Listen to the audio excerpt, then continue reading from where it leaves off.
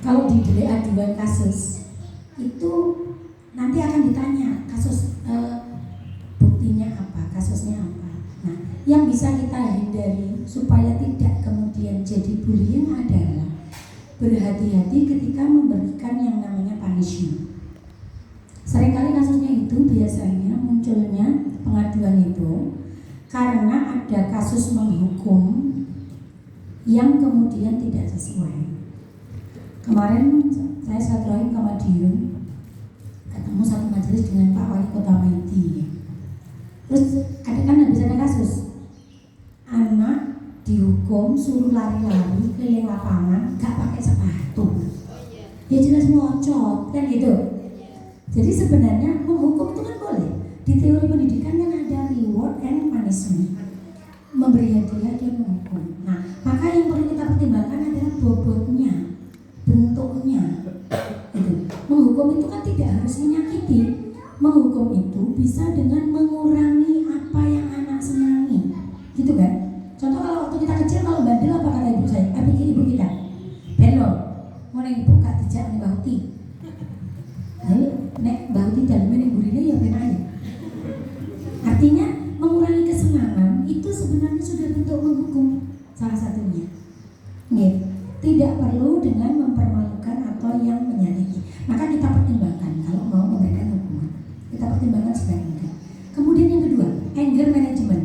Manajemen marah dan manajemen emosi kita sebagai pendidik. Anak ini masalah. Sikapnya anak ini nek dikandani sak kecap malah jawab telubat. Betul?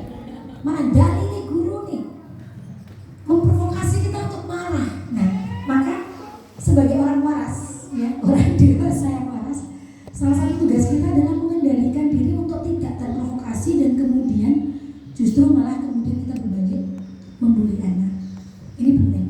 Karena jenenge anak ya Allah ya. Saya tahu, terutama nanti kalau antum di depan dengan kelas 4, 5, 6 ya. Pokoknya badannya besar. Apa? Terus kita gemes, kita cubit. Orang-orang ya. Insya Allah. Itu. Kemudian tadi, biasanya karena sistem pengaduan dan sistem respon itu belum ada kesepakatan di sekolah itu. Kenapa kok akhirnya jadi ruwet sampai ke polisi? Karena mekanisme ngobrol komunikasinya itu belum jalan. Bahwa kalau ada sesuatu mari kita selesaikan dulu secara kekeluargaan, itu biasanya belum jalan. Atau yang pengaduan tadi gurunya ya caranya banyak ketiban apes. Lagi apes ya dong. Usuraile misalnya semerapet ya. Kayak itu yang nggak mau sholat ya, delay nih. Tapi biasanya kalau cuma lisan, delay nih atau apa, tidak ada tindakan fisik, maka itu sulit untuk jadi delik aduan ke polisi, Ustazah. Jadi tenang aja. Okay. Nah, terkait komunikasi, karena biasanya perempuan itu ya tadi andalanya lisan, untuk mencegah supaya kita ini tidak membuli. Apakah berpotensi? Ya, oke, banget Ustazah. Ya banget, karena kita ketemu sama mereka. Untuk mencegah itu, monggo nanti belajar googling ya 12 gaya komunikasi populer yang tidak efektif. Silahkan googling 12 gaya komunikasi populer yang tidak efektif. Tapi itu sering kita pakai, makanya ditulis populer.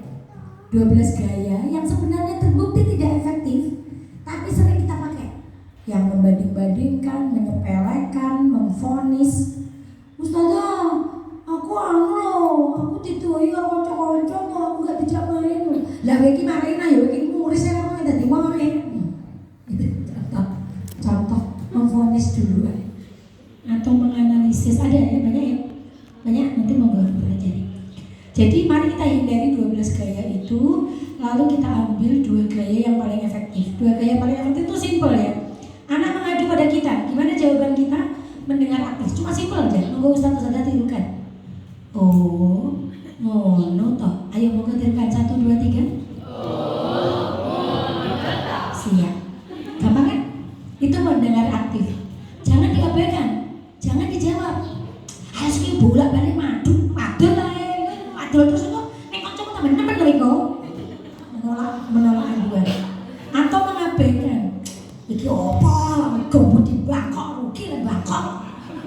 Gubedin misalnya ya.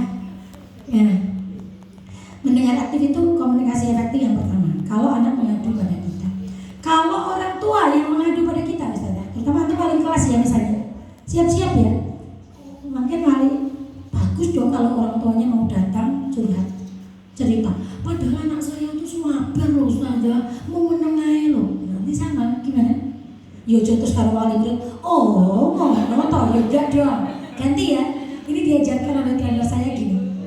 Diam, agak nunduk ke arah wali murid, lalu anggukkan kepala 3 kali. Kau sakit? Gimana? Sakit ya? Jedanya kira-kira setiap 10 menit. Lucu sergap-sergap lah kan gimana ya, kesel. Gitu ya. Itu ada triknya.